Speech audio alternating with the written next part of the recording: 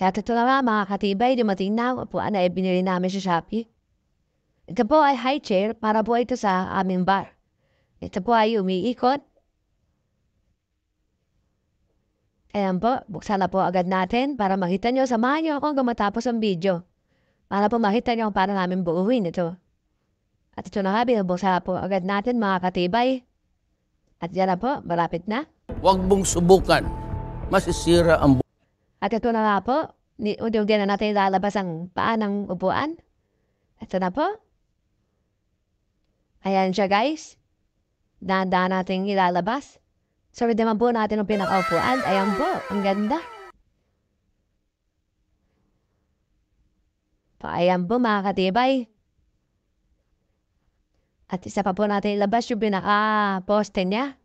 Para po. Ayan guys. At ito naman yung kanyang paglalagyan. At ito mga tornilyo para po mahigpitan natin at di po agad mahulog. Ayan na po ang mga pyesa. Ayan po, dahan-dahan na po natin a-assemblein mga katibay. Siyempre, unahin muna natin yung pinakapaa para po may tayo agad natin siya. So, ayan yung upuan. Puti. Paborito ng asawa ko. Ayan na nga.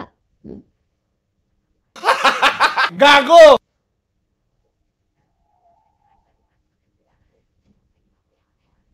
At yan na nga mga katibay.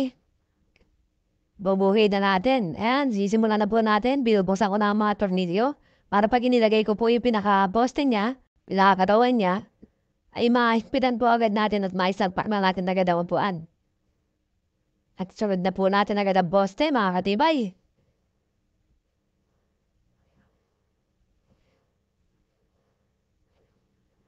Ayan, hinigpitan na po agad natin, no? Asa na kaya sunod? Ayan, makapakamot na ako. Nahihirapan na ako dyan. At ito na nga. Ayan, guys, nabuo na agad natin siya. At itong subukan natin kung matibay. Ito na. Op, tumaas. Okay, good. Pero pag sumakay tayo, tingnan ulit natin. Kung bababa ba siya.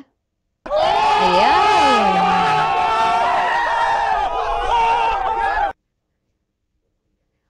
At ayan na nga mga katibay, salamat sa panunood. Ito na nga po. At ito ang finished product.